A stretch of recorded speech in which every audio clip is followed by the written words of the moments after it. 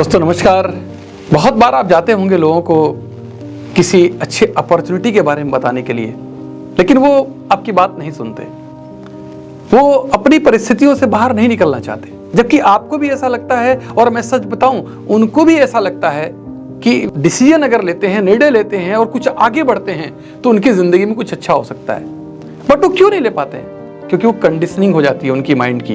वो जिस परिवेश में, जिस परिस्थिति में सालों से रह रहे हैं, वर्षों से रह रहे हैं, उसके लिए उनके माइंड में कंडीशनिंग हो जाती है और वो एक कंफर्ट जोन में आ जाते हैं, उससे बाहर नहीं निकलना चाहते।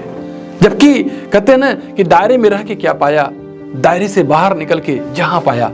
बहुत कुछ अपनी जिंदगी में हम पा सकते हैं, बहुत बड़ा हो सकता है। एक छोटी स्टोरी में शेयर करना चाहूंगा। एक बड़े प्रकांड विद्वान थे ज्योतिष के।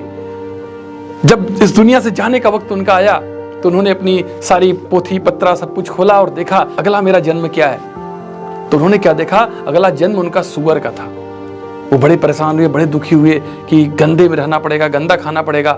फिर उनके मन में आया कि अगला जन्म देखें क्या है। तो सुअर के अगला वाला जन्म जो था वो फिर मनुष्य का था। अब वो बड़े चिंतित रहने लगे कि विधि का विधान तो कोई टाल नहीं सकता, हमें तो सुअर के जन्म में जाना ही पड़ेगा। फिर उनके मन में एक आइडिया आया कि अगर मैं सूअर का जन्म लूं और उसी समय अगर मुझे कोई काट दे तो मेरा अगला जन्म क्या हो जाएगा, फिर मनुष्य का हो जाएगा। उन्होंने बच्चों को बुलाया और बोला कि देखो, एक बड़े धर्म संकट में मैं हूं, लेकिन विधि का विधान तो मैं टाल नहीं सकता, लेकिन मैं एक रास्ता बता सकता हूं जिससे मैं गंदे माहौल में गंदे चीज खा करके मैं जिंदगी न जीऊं, मुझे अगला जन्म मनुष्य का मिल जाए। उनके बच्चों ने बोला, पिताजी क्या करना पड़ेगा? उन्होंने बताया कि जब आप मुझे मेरे मृत्यु के बाद जला के आ रहे होगे तो एक रास्ते में एक सूअर खाना पड़ेगा। वहां पे उस दिन एक सूअर कई बच्चों को जन्म देगी, उसमें से एक मेरा जन्म होगा। तो उनके बच्चे ने बोला कि पिताजी पहचानेंगे कैसे आपको?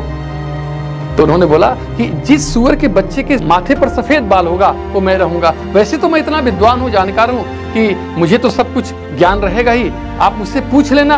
तो मैं बोल तो नहीं सकता, लेकिन मैं इशारे से बता सकता हूँ कि हाँ मैं हूँ। तो जब वो लोग उस ज्योतिषी के मरने के बाद जब वापस आने लगे, वो सूअर बाड़े में गए तो उन्होंने देखा कि एक सूअर ने कई बच्चों का जन्म दिया था और एक बच्चे के माथे पर सफेद बाल भी था। तो उस ज्योतिषी के जो बड़े बेटे थे उन्होंने उस बच्चे को पकड़ा हाथ से और बाहर उठाया, इसे पूछा, पिताजी आप ही हैं? क्योंकि वो विद्वान तो थे ही, उनको ज्ञान तो था। उन्होंने गर्दन हिलाया कि हाँ मैं ही हूँ। फिर उसने उठाया गलासा काटने के लिए, बोला काटे? तो वो बोल रहा है, गर्दन हिलाया कि नहीं। दोस्तों जानते हैं क्यों? क्योंकि अब उसे उस जीवन से प्यार हो गया है, उस शरीर से प्यार हो गया है। उस विद्वान व्यक्ति को शायद ये पता है कि अगला जन्म उसका मनुष्य का होने वाला है, लेकिन अब वो कह रहा है कि मुझे मत काटो। दोस्तों बिल्कुल ऐसे ही हमारे जीवन में है। जिन परिवेश, जिन परिस्थितियों के साथ हम जीते आ रहे हैं, उन परिवेश और परिस्थितियों से शायद हम खुश ना हो और शायद उसके बाहर बहुत खूबसूरत दुनिया हमारी हो, फिर भी हम उसके साथ कंडीशनिंग हो जाते हैं। अगर सक्सेसफुल होना चाहते हैं दोस्त, तो हमें ब्रेक थ्रू करना पड़ेगा, हमें अपने कंफर्ट जोन को तोड़ना पड़ेगा और हमें नए निर्णय लेकर के अपने जीवन में आगे बढ़ना पड़ेगा। Thank you very much.